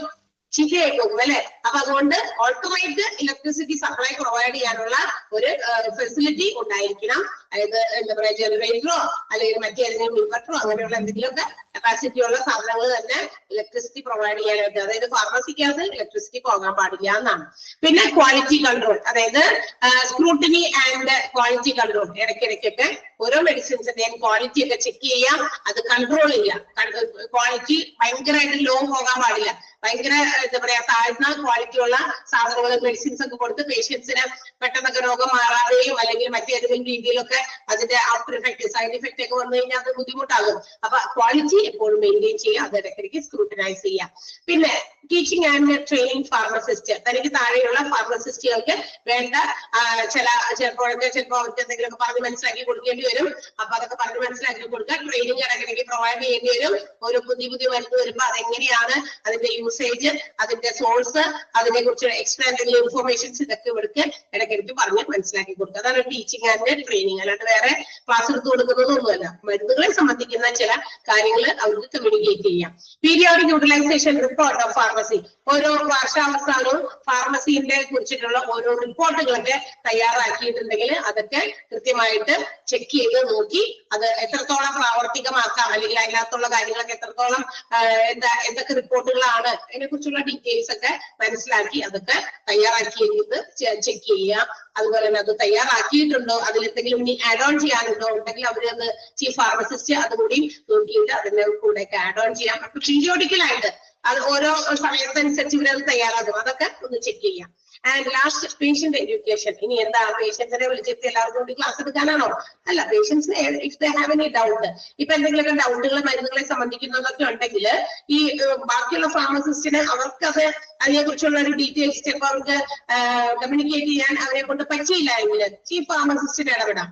അപ്പൊ അവര് അതിന് വേണ്ടിയിട്ടുള്ള സൊല്യൂഷൻസോ അല്ലെങ്കിൽ മറ്റ് ഏതെങ്കിലും തരത്തിലുള്ള ഇൻഫർമേഷൻസോ അവർക്ക് അത് പാസ് ചെയ്യാം. അതുകൊണ്ട് ചീഫ് ഫാർമസിസ്റ്റ് ഈ പേഷ്യൻസിന് വേണ്ട ചിലപ്പോൾ നിർദ്ദേശങ്ങളോ ചിലപ്പോൾ അറിവുകളോ ഒക്കെ പകർന്നു കൊടുക്കേണ്ടി വരും. ചില മെഡിസിൻസിനെ സംബന്ധിക്കുന്ന ഡൗട്ട്സോ കൺഫ്യൂഷൻസോ ഒക്കെ ആയിരിക്കാം. അതൊക്കെ ക്ലിയർ ചെയ്യാനുള്ള ഒരു ഉത്തരവാദിത്വവും ഒരു റോളും നമ്മുടെ ചീഫ് ഫാർമസിസ്റ്റിനുണ്ട്. അപ്പൊ ചീഫ് ഫാർമസിസ്റ്റ് ഇത് എല്ലാം അല്ലെങ്കിൽ ഇത്തരം റോൾസ് ഒക്കെ കൈകാര്യം ചെയ്യാൻ ബാധ്യസ്ഥനാണ്. എല്ലാം പുള്ളിക്കാരൻ ചെയ്യണമെന്നല്ല, എല്ലാത്തിനും പുള്ളിക്കാരന്റെ അല്ലെങ്കിൽ പുള്ളിക്കാരിയുടെ ഒരു മേൽനോട്ടം, കൈകടത്തൽ, അല്ലെങ്കിൽ താൻ അതൊക്കെ അറിഞ്ഞിട്ടാണ് ഇവിടെയുള്ള കാര്യങ്ങളൊക്കെ നടക്കുന്നതിൽ തനിക്ക് കൂടി ഒരു പങ്കുണ്ട്, അല്ലെങ്കിൽ താൻ അതിന്റെയൊക്കെ ഒരു വിലയിരുത്തണം എന്നുള്ളതാണ് കേട്ടോ. അപ്പൊ അത്തരം കാര്യങ്ങളൊക്കെയാണ് ഒരു ചീഫ് ഫാർമസിസ്റ്റിന്റെ റോളായിട്ട് വരുന്നത്. ക്ലിയർ ആയോ? ആ പോയിന്റുകൾ ആ കുഞ്ഞു കുഞ്ഞു കഷ്ണമായിട്ട് ഇങ്ങനെ പഠിച്ചാൽ മതി. ഒന്നാമത്തെ fulfilling decisions of drug and therapeutic committee, രണ്ടാമത്തേത് ഡ്രഗ്സ്, ഫാർമസ്യൂട്ടിക്കൽസ്, കെമിക്കൽസ്, സെപ്പറേറ്റ് ഏരിയാസിനുള്ള ഡിസ്പെൻസിങ്, പിന്നെ സ്റ്റോക്ക് എമർജൻസി ഡ്രഗ്സ്, ആന്റിഡോട്ട്സ് അതിനെയൊക്കെ മെയിൻറ്റെയിൻ ചെയ്യുക, maintenance of emergency drugs and antidotes. അപ്പൊ ഇങ്ങനെയൊക്കെ കുഞ്ഞു കുഞ്ഞു കഷ്ണമായിട്ട് പഠിച്ചാൽ മതി. അപ്പൊ റോൾ ഓഫ് ചീഫ് ഫാർമസിസ്റ്റിന്റെ റോൾസിൽ വരാത്തത് ഏതാണ്, വരുന്നത് ഏതാണ് എന്നൊക്കെ വേണമെങ്കിൽ അങ്ങനെ ചോദ്യങ്ങളൊക്കെ ചോദിക്കാം. ഓക്കെ, അപ്പൊ ആ രീതിയിലായിട്ട് നിങ്ങൾ പഠിക്കാം. ഓക്കെ, അപ്പൊ അത്രയേ ഉള്ളൂ നമ്മളുടെ ഫാർമസി എന്ന് പറയുന്ന ചാപ്റ്റർ. ഇനി മെയിൻ ആയിട്ട് നിങ്ങൾ പഠിക്കുമ്പോൾ ശ്രദ്ധിച്ച് തന്നെ വായിച്ച് പഠിക്കുക. കാരണം ഇതിനകത്ത് കുറച്ച് എന്താ പറയാ ഇങ്ങനത്തെ ഒരു ചാപ്റ്റർ ആണ്. ഓരോരുത്തരുടെ റോളും ഫങ്ഷൻസും ഒബ്ജക്റ്റീവ്സും അതിൽ ഏറ്റവും ഇമ്പോർട്ടന്റ് ആയിട്ട് നിങ്ങൾ നോക്കേണ്ടത് ആ ഡ്രഗ്സ് 4 ക്ലാസ് എന്താ പറയാ ക്ലാസിഫൈ ചെയ്തിട്ടുണ്ട് കേട്ടോ. അപ്പൊ അതാണ് കൂടുതലായിട്ട് നമുക്ക് പഠിക്കാനുള്ളത്. ക്വസ്റ്റ്യൻസ് എന്ന് പറയാനായിട്ട് നമുക്ക് ഇവിടെ പ്രത്യേകിച്ച് അങ്ങനെ തരേണ്ട ക്വസ്റ്റ്യൻസ് ഉണ്ടോ?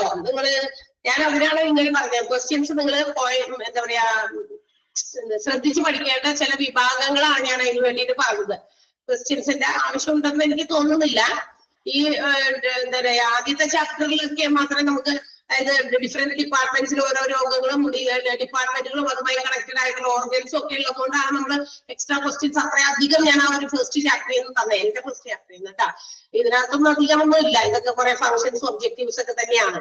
അപ്പൊ ഒരു ഫാർമസിയെ സംബന്ധിക്കുന്ന കാര്യങ്ങളൊക്കെ ഏകദേശം നിങ്ങൾക്ക് അറിയാൻ പറ്റും കേട്ടോ. അപ്പൊ അതുകൊണ്ട് അങ്ങനെ തരണമൊന്നുമില്ല. അപ്പൊ നിങ്ങൾ ഇൻഫ്രാസ്ട്രക്ചർ, ഹോസ്പിറ്റലിന്റെ ഇൻഫ്രാസ്ട്രക്ചറിൽ അടിസ്ഥാന സൗകര്യങ്ങൾ ഏതൊക്കെയാണ് അങ്ങനെയുള്ള കാര്യങ്ങൾ അതൊക്കെ ഒന്ന് നോക്കി വെച്ചേക്കുക.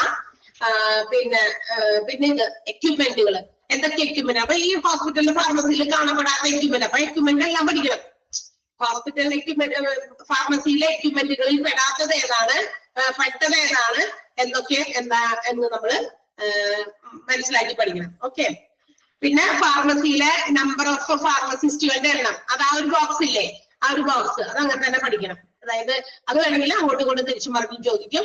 എത്ര ബെഡുകൾ ഉണ്ടെങ്കിലാണ് ഇത്ര നമ്പർ ഓഫ് ഫാർമസിസ്റ്റ് വരിക, ഇത്ര നമ്പർ ഓഫ് ഫാർമസിസ്റ്റുകൾ ഉണ്ടെങ്കിൽ അവിടെ എത്ര നമ്പർ ഓഫ് ബെഡുകൾ ആവാം, അങ്ങനെ ആ പെട്ടി കേട്ടോ. അത് അങ്ങനെ തന്നെ പഠിക്കണം. അപ്പൊ ഇതിനകത്തുനിന്ന് ഒരു ക്വസ്റ്റ്യൻ ആയിട്ട് നമുക്ക് തന്നിട്ട് കാര്യമില്ലല്ലോ.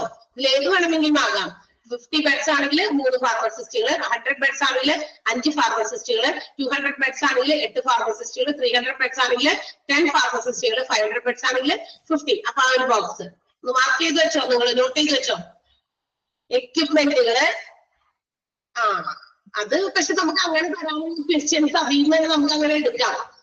ഇതൊക്കെ നമ്മൾ വെറുതെ കുറെ ക്വസ്റ്റ്യൻസ് എഴുതി വെക്കുക എന്നുള്ളത് മാത്രമേ വെച്ചോളൂ. ഇതിനകത്ത് നിന്നൊക്കെ ഏകദേശം എത്ര ക്വസ്റ്റ്യൻസ് വരാൻ പറ്റും എന്ന് നിങ്ങൾ തന്നെ കാൽക്കുലേറ്റ് ചെയ്താൽ നിങ്ങൾക്കറിയാം അല്ലെ. 2 മൊഡ്യൂളുകളാണ്, 120 ക്വസ്റ്റ്യൻസ് ആണ്.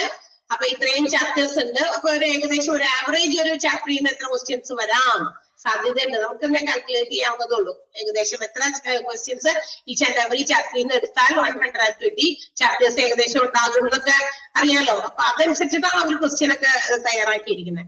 അപ്പൊ അതൊക്കെ ഏകദേശം മനസ്സിലാക്കുക കേട്ടോ. അപ്പൊ ക്വസ്റ്റ്യൻസ് പിന്നെ തന്നെയല്ല നമ്മൾ ഉണ്ടാക്കുന്ന രീതിയിലുള്ള ക്വസ്റ്റ്യൻസ് ആയിരിക്കില്ല വരിക. അപ്പൊ അതുകൊണ്ട് നിങ്ങൾ അങ്ങനെ കൂടി ഓർക്കുക. മറ്റേത് പറഞ്ഞ ഡിപ്പാർട്ട്മെന്റ് ആണ്. അപ്പൊ അതിന് അങ്ങനെ വേറെ രീതിയിൽ ക്വസ്റ്റ്യൻ ചോദിക്കാനില്ല. ഡിപ്പാർട്ട്മെന്റ് കണക്റ്റഡ് ആയിട്ടാണ് ഓരോന്നുമായിട്ട് ബന്ധപ്പെട്ട് പറഞ്ഞിരിക്കുന്നത്. അത് ഡിഫറെന്റ് സ്റ്റൈലിൽ ചോദിക്കാൻ പറ്റില്ല. അത് ഏകദേശം അങ്ങനെയൊക്കെ തന്നെ ക്വസ്റ്റ്യൻസ് വരാൻ സാധ്യതയുള്ളൂ. പക്ഷെ ഇവിടെയൊക്കെ അങ്ങനെയല്ല. ഓക്കെ, ആ ക്വസ്റ്റ്യൻസ് വായിക്കുമ്പോ നിങ്ങൾ എന്ത് ചെയ്യുന്നറിയോ? ക്വസ്റ്റ്യൻസ് മാത്രം വായിച്ചു പിടിക്കൂ. അത് ചെയ്യാൻ പാടില്ല. അതിനാണ് നിങ്ങൾ നോട്ട് ചെയ്യാൻ പറഞ്ഞത്. ഈ ഒരു ഭാഗം നോട്ട് ചെയ്തോട്ടാ ഞാൻ പറയുന്നത്. ആദ്യം ഇൻഫ്രാസ്ട്രക്ചർ എന്ന് പറഞ്ഞ ഭാഗം, ഇൻഫ്രാസ്ട്രക്ചർ നോട്ട് ചെയ്ത് നോക്കുക. ഹോസ്പിറ്റലിന്റെ ഇൻഫ്രാസ്ട്രക്ചറിൽ പെടുന്നത് അതിനകത്ത് ഫസ്റ്റ് ഫ്ലോർ, ഗ്രൗണ്ട് ഫ്ലോർ, അതൊന്ന് അണ്ടർലൈൻ ചെയ്ത് വെച്ചേക്ക്. ഹോസ്പിറ്റലിന്റെ ഫാർമസി ഷുഡ് ബി ലൊക്കേറ്റഡ് എവിടെയാണ്? ഫസ്റ്റ് ഫ്ലോർ ആണോ, ഗ്രൗണ്ട് ഫ്ലോറിലാണോ, ടോപ്പ് ഫ്ലോറിലാണോ, അങ്ങനെയൊക്കെ അതൊന്ന് അണ്ടർലൈൻ ചെയ്തോ. മാർക്ക് ചെയ്താൽ മതി. ഞാൻ പേജ് വരുമ്പോ സമയം പോകും. 2-3 പ്രാവശ്യമൊക്കെ നമ്മള് വായിക്കാം. ഓക്കെ, നോക്ക്. ആദ്യത്തെ പരീക്ഷയല്ലേ, ലാസ്റ്റ് ഫൈനൽ എക്സാം വരുമ്പോ ഇതുപോലെ എക്സ്ട്രാ വേണമെങ്കിൽ ക്വസ്റ്റ്യൻസ് വേണമെങ്കിൽ തരാം. നിങ്ങൾ ഫസ്റ്റ് എക്സാം അല്ലേ അറ്റൻഡ് ചെയ്ത് നോക്കി ഇതുപോലെ. കാരണം 3rd and 4th മോഡ്യൂളൊക്കെ ഇനി അതിനേക്കാളും ഭയങ്കര കഷ്ടത്തിലുള്ളതാ ചാപ്റ്ററുകൾ. കുറെ തിയററ്റിക്കൽ പോർഷൻസ് മാത്രമാണ്. മീൻസ് തിയററ്റിക്കൽ എന്ന് പറയുന്നില്ലേ, നമുക്ക് അങ്ങനെ വായിച്ച് മനസ്സിലാക്കി പഠിച്ചു വെക്കേണ്ട കാര്യങ്ങളാ. അങ്ങനത്തെ ചാപ്റ്ററാ. എപ്പോഴേ തുടങ്ങി നമ്മൾ അതിന് വേണ്ടിയിട്ടുള്ള ഒരു പ്രാക്ടീസ് തുടങ്ങിയില്ലെങ്കിലോ അവിടെ നിങ്ങൾക്ക് ഭയങ്കര ടഫായി തോന്നും. ഇതെല്ലാം നിങ്ങളുടെ ചാപ്റ്റർ ആണോ എന്ന് നിങ്ങൾക്ക് തോന്നും. ഞാൻ പറയേണ്ടത് നിങ്ങൾക്ക് മനസ്സിലാവും അതിന്റെ കാര്യങ്ങൾ. ഓക്കെ, അപ്പൊ ഇതിങ്ങനെ നോക്ക്. അപ്പൊ ഒന്നാമത്തെ സെന്റൻസ് ഇൻഫ്രാസ്ട്രക്ചറിലെ ഗ്രൗണ്ട് ഫ്ലോർ, ഫസ്റ്റ് ഫ്ലോർ, അതൊന്ന് മാർക്ക് ചെയ്ത് വെച്ചാൽ മതി നിങ്ങള്. പിന്നെ എന്താ പറയാ, അതിന്റെ തന്നെ രണ്ടാമത്തെ പോയിന്റിൽ UKG പോസ്റ്റേഴ്സ് അല്ലെ, ഹെൽത്ത് ആൻഡ് ഹൈജീനെ സംബന്ധിക്കുന്ന UKG പോസ്റ്റേഴ്സ്, ലിറ്ററേച്ചർ, ആ ഒരു ഭാഗമൊക്കെ കുറച്ച് ഉണ്ട് പഠിക്കാനായിട്ട്. ആ ഒരു 2-3 സെന്റൻസ്. പിന്നെ എന്താ പറയാ, ഈ റേഡിയോ ഐസോട്ടോപ്പ് അതിനകത്തുനിന്ന് അത് എപ്പോഴും നമ്മൾ ഉപയോഗിക്കാത്ത സമയത്ത് ലോക്ക് ആൻഡ് കീയിൽ ഉപയോഗിക്കണം. റെഫ്രിജറേഷനിൽ ഉപയോഗിക്കണം ആണെങ്കിലും ഫ്രീസർ അല്ലെങ്കിൽ റെഫ്രിജറേറ്റർ അത് ലോക്ക് ചെയ്ത് തന്നെ ഉപയോഗിക്കണം എന്നുള്ള കാര്യങ്ങളൊക്കെ അതൊക്കെ ഒന്ന് വെറുതെ ഒന്ന് അണ്ടർലൈൻ ചെയ്ത് വെക്കും. അപ്പൊ അതിലൊക്കെ കുറച്ച് സ്ട്രെസ് കൊണ്ട് നിങ്ങൾ പഠിച്ചോ. അപ്പൊ തന്നെ ക്വസ്റ്റ്യൻ തരുന്നതിന് തുല്യായി. ഓക്കെ, ക്ലിയർ ആയോ? പറഞ്ഞത് മെയിനായിട്ട് വരുന്ന കാര്യങ്ങളാണ്. ഓക്കെ, എക്യുപ്മെന്റുകളില് എക്യുപ്മെന്റുകൾ എന്ന് പറയുമ്പോൾ എല്ലാ എക്യുപ്മെന്റിന്റെ പേര് പഠിക്കണം. അപ്പൊ എല്ലാ എക്യുപ്മെന്റിന്റെ പേര് പഠിച്ചാൽ മാത്രമാണ് ഹോസ്പിറ്റൽ ഫാർമസിയുടെ എക്യുപ്മെന്റിൽ പെടാത്തത് ഏതാണെന്ന് ചോദിക്കുമ്പോൾ നിങ്ങൾക്ക് ഉത്തരം കണ്ടെത്താൻ പറ്റുള്ളൂ. അപ്പൊ എല്ലാ എക്യുപ്മെന്റിന്റെ പേര് പഠിക്കണം. Okay, dispensing window, narcotic safe, office desk with telephone connection, അല്ലെ, cabinet for mortar and pestles, stain board, അതുപോലെ തന്നെ സിങ്ക്, ഇതൊക്കെ സെക്ഷണൽ ഡ്രോയേഴ്സ്, പ്രിസ്ക്രിപ്ഷൻ കേസ്, ഇതൊക്കെ ഹോസ്പിറ്റലിന്റെ എക്യുപ്മെന്റുകളിൽ പെട്ടതാണ്. ഓക്കെ ആണോ? മനസ്സിലായോ? അത് പറഞ്ഞത് മനസ്സിലായില്ലേ നിങ്ങൾക്ക്? എങ്ങനെയുള്ള ക്വസ്റ്റ്യൻ ആയിരിക്കാം ചോദിക്കാമെന്ന്. എക്യുപ്മെന്റുകൾ ആകാവുന്നത്, ആകാൻ പാടില്ല, ആകാണ്ടാത്തത്, അങ്ങനെ. പിന്നെ ഈ പെട്ടി ബ്ലഡ് സ്ട്രെങ്ത്തിന്റെ ബേസിസില് നമ്പർ ഓഫ് ഫാർമസിസ്റ്റുകളെ അപ്പോയിന്റ് ചെയ്യുന്ന പെട്ടി, അതെന്തായാലും വരും.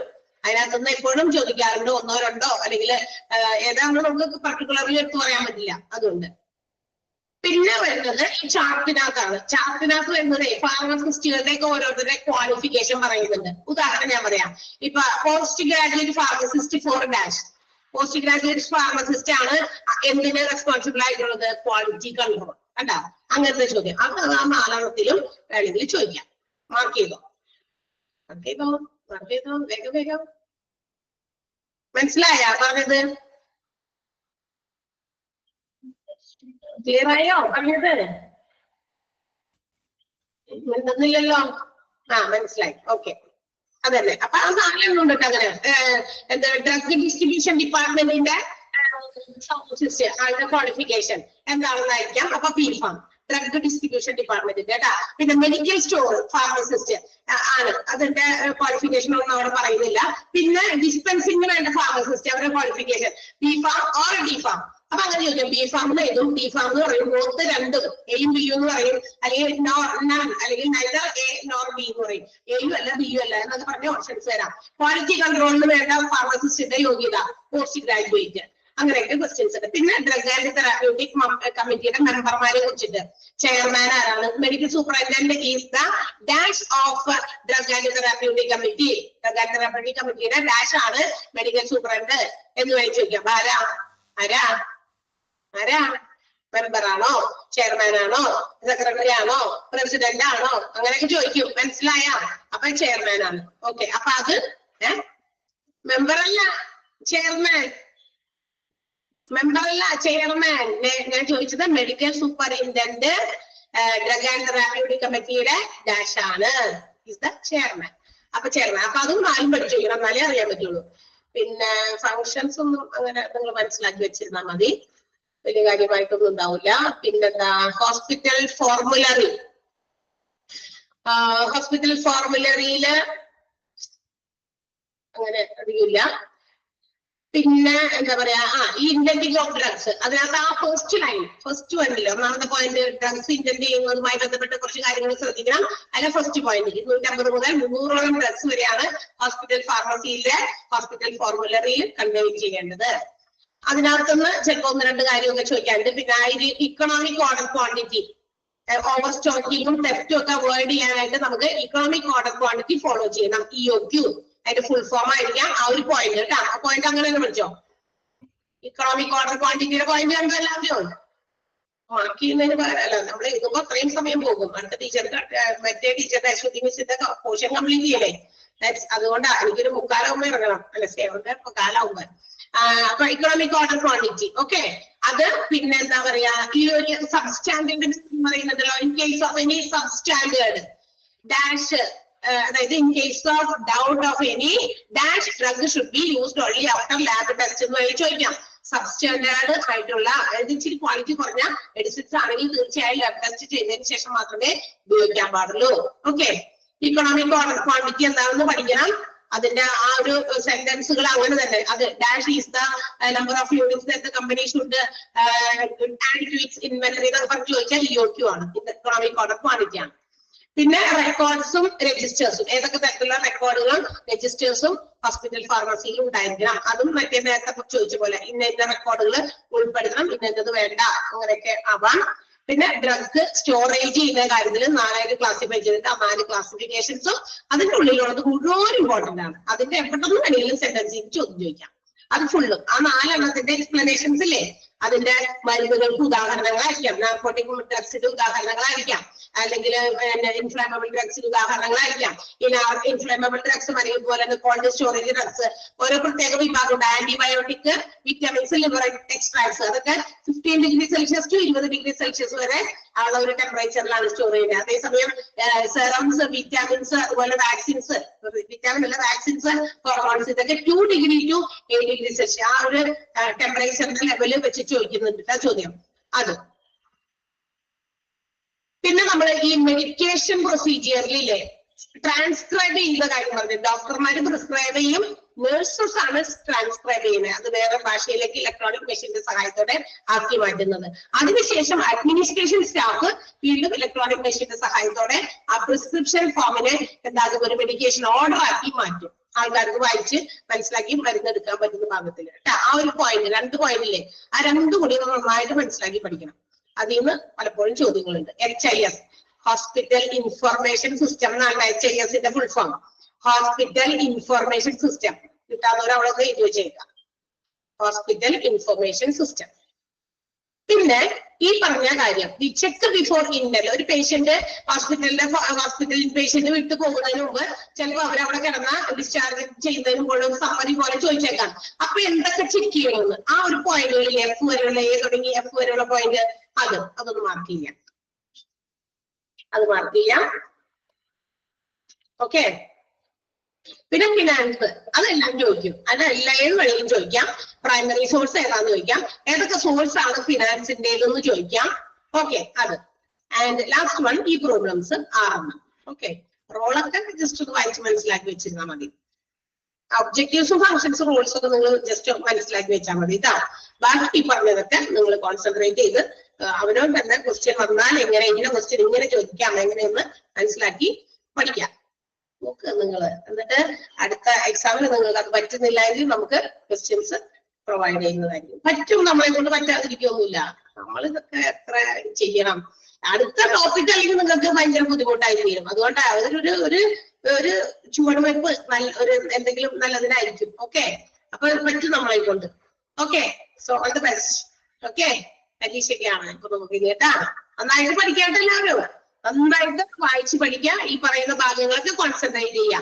മറ്റേതിൽ ഇഷ്ടംപോലെ ചോദ്യം വന്നിട്ടുണ്ട്, അതൊക്കെ അവിടെ നിന്നൊക്കെ തന്നെ വരുള്ളൂ. അങ്ങനെയൊക്കെ തന്നെ നിങ്ങൾ പഠിക്കുക. ഓൾറെഡി നമ്മൾ ഡീറ്റെയിൽ ആയിട്ട് ക്വസ്റ്റ്യൻ പേപ്പേഴ്സ് ഒക്കെ നോക്കി ചെക്ക് ചെയ്തിട്ടാണ് അങ്ങനത്തെ ക്വസ്റ്റ്യൻസ് തന്നിട്ട്. അപ്പൊ നിങ്ങൾക്ക് പഠിക്കാൻ പറ്റും. ഈ ചാപ്റ്ററിൽ ഞാനിപ്പോ പറഞ്ഞ ഭാഗങ്ങൾ കൂടുതൽ കോൺസെൻട്രേറ്റ് ചെയ്ത് നന്നായി മനസ്സിലാക്കി ഓരോ പോയിന്റ് ഇങ്ങനെ മനസ്സിലാക്കി പഠിക്കാം.